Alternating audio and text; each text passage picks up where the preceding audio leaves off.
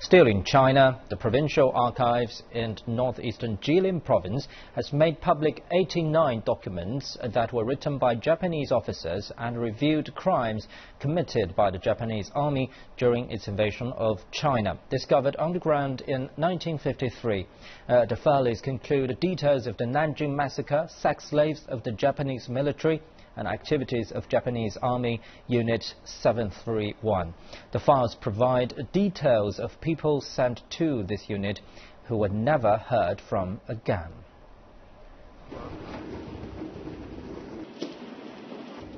These are photographs. This is from the front. This is a profile shot. It's a shame we can't see the person in them.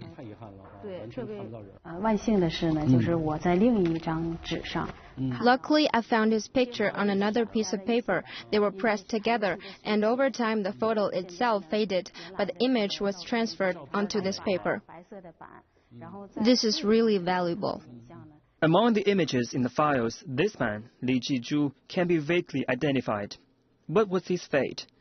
Archive number 37. Order on Soviet strategy maker Li Jizhu, 28 years old.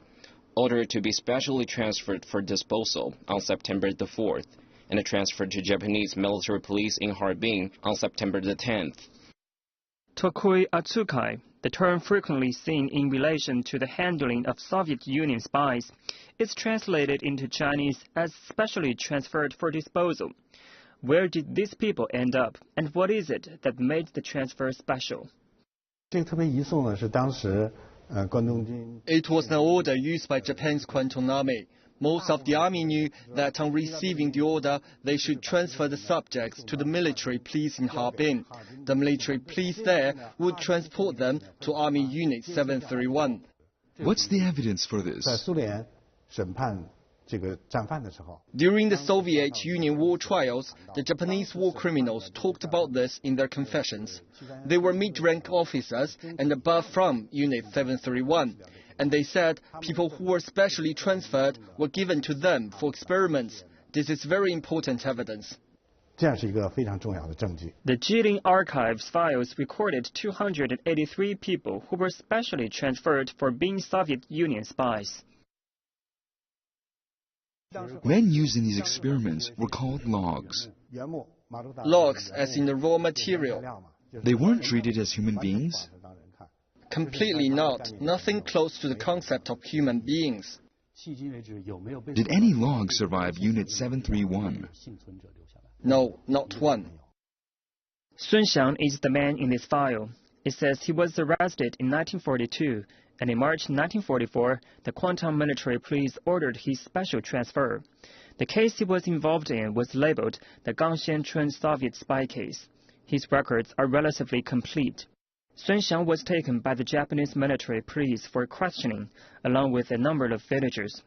They were from Sanmajiao Valley in Heilongjiang Province, Luobei County.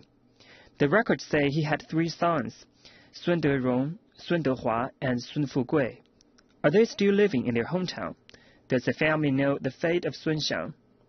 Eventually, we were able to track down 2 grandchildren of Sun Xiang's, Sun Hai and Sun Gang. I heard my dad speak about it. My grandfather often used to cross the river and had a connection with the Soviet Union. A bit like liaising between the Soviet Union and the anti-Japanese coalition, doing some communication work.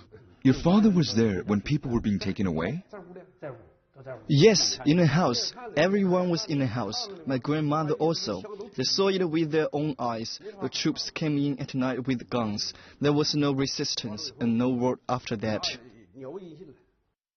Records of Sun Xiang's life and that of another man named Liu Deshen came to an end on February the 9th, 1944.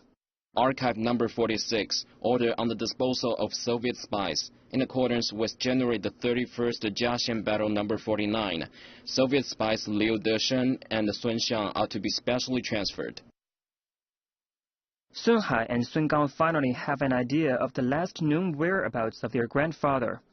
Sun Xiang disappeared 70 years ago, and these words are the sole remaining records of his life.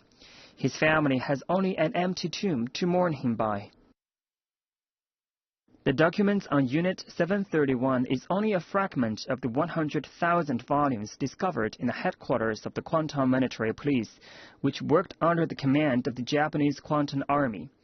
These secret files are invaluable to unveiling details of the Japanese invasion and colonization of northeast China. Some of the files made publicly available by Jilin Archives Bureau provide evidence of the brutality of the Japanese army. These are letters to home by Japanese soldiers in China, which were intercepted by the army. Archive number 6, from Koizuma Shoichi to Yoshida Tsunematsu. I killed one Chinese. I don't feel too good. These scenes of killing would definitely frighten women back home.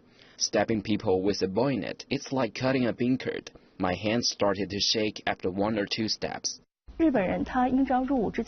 I think he was just a very ordinary person who joined the Japanese army. He would have been scared when he killed for the first time. Archive number 31. We caught a man and a woman dealing coal. We stripped them naked and inserted wooden sticks into their anuses. That was very fun.